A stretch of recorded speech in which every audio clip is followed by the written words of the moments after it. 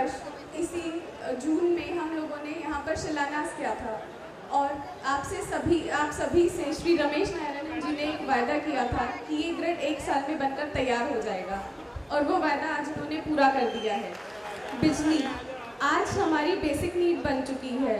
हमारी चाहे जो दिनचर्या है उसकी छोटी से छोटी चीज़ पर बिजली का कहीं ना कहीं सीधा असर देखने को मिलता है। जब हम सुबह सोकर उठते हैं हमें चाय का 1 कप चाहिए होता है, जिसमें जो दूध डलता है वो भी जो मदर डेयरी से आता है उसको सप्लाई BYPL से मिलती है। उसके बाद जो हम न्यूज़पेपर पढ़ते हैं उनके ऑफिसेज भी BYPL के एरिया में ही आते हैं। फिर तैयार होने के लिए जो हमें नहा धोकर जाना होता है, पानी भी तभी मिलता है जब बिजली घर में होती है।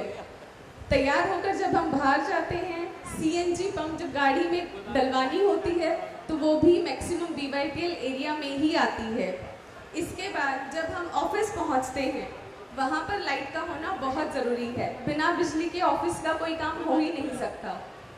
इसीलिए 24/7 बिजली का होना बहुत ज़रूरी है और अगर 24/7 बिजली मिलेगी तो इंडस्ट्रीज ज़्यादा से ज़्यादा होंगी, काम ज़्यादा से ज़्यादा होगा, रोज़गार ज़्यादा से ज़्यादा मिलेगा। आप सबका ये 51st ग्रिड की कमिश्निंग पे स्वागत है।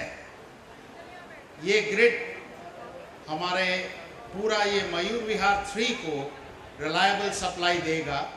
अभी तक आपको कोंडली ग्रिड से बिजली आता था जो काफ़ी दूर से आता था, कभी कोई फॉल्ट हो जाए तो कुछ टाइम लगता था। अब ये ग्रिड जो है आपके नज़दीक में होगा और अब 2 ग्रिड होने से अगर एक कोई ग्रिड में भी खराबी होगा तो दूसरे ग्रिड से 100% सप्लाई होगा। 66/11 kV का ग्रिड जिसकी आज यहाँ पर शुरुआत की है, मैं समझता हूँ आने वाले 10 वर्षों के लिए जो बिजली से हमारे इस इलाके में कहीं ना कहीं थोड़ी बहुत दिक्कत और परेशानी होती थी, आज उस सब परेशानी से हमें छुटकारा मिल गया। आदरणीय श्री रमेश नारायणन जी जो CEO हैं BSES के, बहुत ही अच्छे और सफल अधिकारी हैं जिनके नेतृत्व में पूर्वी दिल्ली में ही नहीं बल्कि BSES ने बहुत तरक्की की है और हर जगह पर जहां भी कहीं बिजली की समस्या थी उसका समाधान हुआ है। जो हमें इस ग्रिड का जो लोकार्पण करने में सहयोग किया है उनके डिपार्टमेंट ने पिछले साल 1 साल के अंदर अंदर ये ग्रिड बना करके हमको दिया है।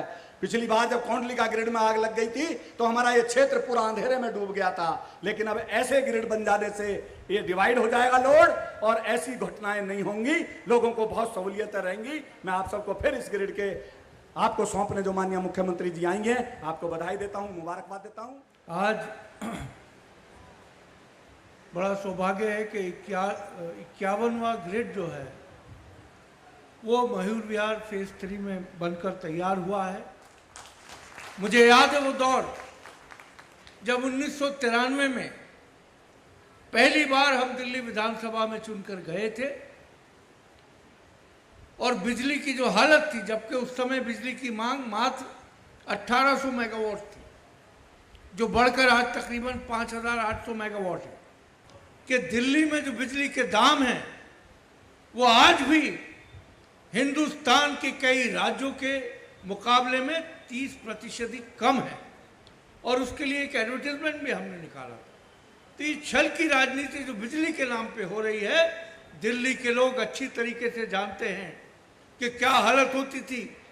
कभी वोल्टेज तेज हो जाती थी तो घर का एक फ्रिज जो मेहनत से आदमी लाता था घर में, बच्चों के लिए टेलीविज़न लाता था, वो फूक जाया करता था। आज जो ये ग्रिड यहाँ बन के तैयार हुआ है, ये मयूर विहार के तमाम जो हमारे रहने वाले सम्मानित यहाँ के नुमाइंदे लोग हैं उनको अनइंटरप्टेड पावर सप्लाई देगा।